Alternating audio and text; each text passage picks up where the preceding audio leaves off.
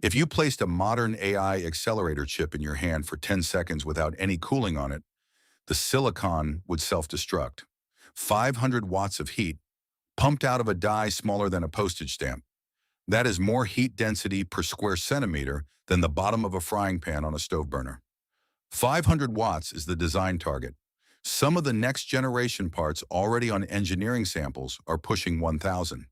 None of these chips can run for 1 minute without a heat removal system that costs more than the silicon itself, designed by an engineering discipline almost nobody outside the chip industry has heard of.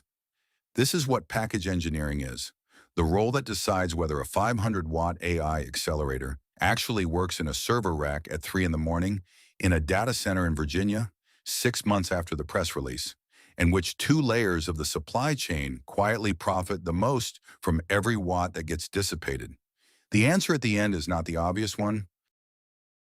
The package engineer is the role that turns a finished silicon die into something a server motherboard can plug in, not just mechanically, electrically, thermally, mechanically, and economically all at once. On a modern AI accelerator program, the package engineer holds the integration responsibility for everything that happens between the die surface and the cold plate above it. 4 walls define the job. Wall 1, the bump map, connecting 100,000 or more tiny copper microbumps from the die to the interposer below it. Wall 2, the power delivery network, pushing 800 to 1500 amperes of current at zero point 0.7 volts through the substrate into the silicon without the voltage sagging. Wall 3, the thermal solution, building a path that conducts 500 watts of heat from the junction inside the chip out to the data center coolant loop at a thermal resistance under 0.05 degrees per watt. Wall 4, the HBM Co-Design, 3 to 12 high-bandwidth memory stacks sitting on the same interposer as the logic die, with different temperature limits, different power rails, and different mechanical fragility. Walk through them in order. Wall 1 is the bump map. The face of a modern AI logic die is covered in microscopic copper bumps, arranged in a precise grid. The standard pitch is 40 micrometers. Advanced parts have moved to 25 micrometers. The newest hybrid bonding parts are at 9 micrometers, smaller than a human red blood cell. A flagship accelerator chip has somewhere between 100,000 and 300,000 of these bumps. Each one carries either signal, power, or ground. The package engineer's job is to decide where each one goes. Power bumps cluster under the heaviest current draw blocks. Signal bumps cluster near the HBM channels. Ground bumps surround the high-speed signal bumps for shielding. The trade-off is cruel. More bumps means better electrical performance and better current capacity, but it also means lower yield, because every single bump can fail under the thermal stress of the chip heating and cooling thousands of times across its lifetime. Cadence and Synopsys offer place and route tools that automate the geometry. What they cannot do is decide whether the customer's product will tolerate the yield hit of pushing density to the foundry's limit, or whether the program should leave performance on the table to ship more good die per wafer. That is a margin conversation dressed as a layout decision. Wall 2 is power delivery. The voltage rail that feeds a modern AI accelerator's logic core is 7/10 of a volt. The current the rail has to supply at peak load is 800 to 1500 amperes. That is power density that arc welders operate at on a substrate the size of a credit card. The package engineer designs the path that current takes from the voltage regulators on the server motherboard, through the substrate's copper planes, through the interposer's redistribution layers, through the bumps, and into the die. At every step, the voltage can sag. The specification says it cannot sag more than 50 millivolts when a load step of 100 amperes per nanosecond hits the rail, which happens every time the chip's compute scheduler wakes up an idle block. The design choice is between two philosophies: the traditional multi-phase voltage regulator approach, delivered by monolithic power systems, 50 or more parallel phases on the board, hundreds of small inductors, or the newer direct conversion approach pioneered by Vicor, taking 48 volts straight to 0.7 volts in a single conversion module mounted millimeters from the die. Both work. Both have customers. The package engineer makes the call. The server original equipment manufacturer makes the actual purchase. Wall 3 is the thermal solution. 500 watts of heat generated in a die area of around 800 square millimeters. To stop the silicon from cooking itself, the entire heat path from the transistor junction to the data center coolant has to have a thermal resistance below 0.05 degrees Celsius per watt. That number is brutal. It breaks down into 4 serial steps. From junction to package lid is around 15 thousandths of a degree per watt. Through the first thermal interface material, from lid to vapor chamber is another 15 thousandths.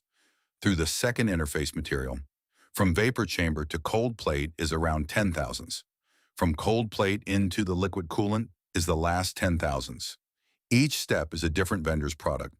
Each interface is a different mechanical and chemical engineering problem. The thermal interface materials change every product cycle as the silicon's heat density climbs. The vapor chamber suppliers are dominated by Asetek for premium liquid-cooled platforms and BOYD, formerly Avid Thermalloy, for high-volume parts. Air cooling stopped working at the 300-watt level. Anything past that is liquid. The package engineer specifies the entire stack, in collaboration with the data center thermal architect, in collaboration with the customer's facility power and water budgets. Wall 4 is the HBM Co-Design. Modern AI accelerator packages carry 3 to 12 high-bandwidth memory stacks, sitting next to the logic die on the same interposer. Each stack is 12 memory dies tall, connected vertically by more than 1,000 through-silicon vias. The thermal problem gets worse here, not better. The HBM specification limits junction temperature to 95 degrees Celsius. The logic die can run at 105. The HBM sits next to the hottest part of the chip, but is allowed to be 10 degrees cooler than its neighbor. The package engineer designs a thermal coupling between the two so the heat flows out of both, but the HBM gets enough additional cooling that its limit holds. Mechanically, the problem is also worse. 12 memory dies stacked 12 millimeters tall produce warpage as the package heats and cools. The interposer flexes. The micro bumps under each stack go through 10,000 thermal cycles across a 5-year service life. If the package engineer specifies the wrong underfill compound, the bumps crack. The chip works at room temperature and qualification. It fails at the customer in the field. After the engineer responsible for the choice has been promoted to a different program. So why does packaging stay so expensive, so hard, and so far from being automated, while the rest of the AI hype cycle promises everything will be easier? 3 reasons. Reason 1. Physics.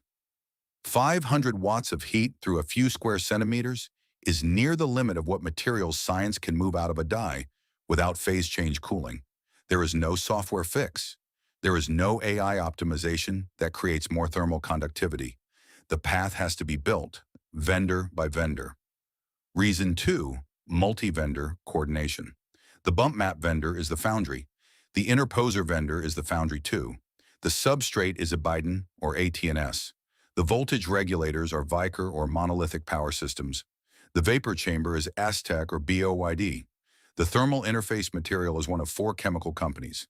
The cold plate is the customer's data center vendor. 7 supply chains have to converge on one part number, hitting one cost target. Only the package engineer holds all 7 contacts. Reason 3, failure modes only show up in the field. A package that passes qualification at the foundry can still fail 18 months later in a customer's data center on the 10,000th thermal cycle. By the time the failure is understood, the engineer who designed the package has shipped 2 more programs. The 2-layer winner from all of this is not the engineer, who is salaried. It is the power and thermal vendors who sell into every AI accelerator that ships. Layer 1 is Vicor and monolithic power systems, splitting the voltage regulator market for the highest-end accelerators. Layer 2 is Asetek and BOYD, splitting the vapor chamber and cold plate market for liquid-cooled AI servers. Both layers grow with every gigawatt of AI compute that the hyperscalers install. Both layers are protected by patents, tooling, and customer relationships nobody else can replicate inside the product window. The chip company writes the check, both layers cash it. That is package engineering, the discipline that decides whether a 500-watt AI accelerator becomes a product or stays an engineering sample on a lab bench. Real Silicon Jobs is the series on the actual roles AI cannot replace in the chip industry. Subscribe to see the rest. Next episode goes inside the mixed signal engineer, the role that builds the analog circuits, the SerDes, and the phase-locked loops that connect every digital chip to the rest of the world. Watch the numbers.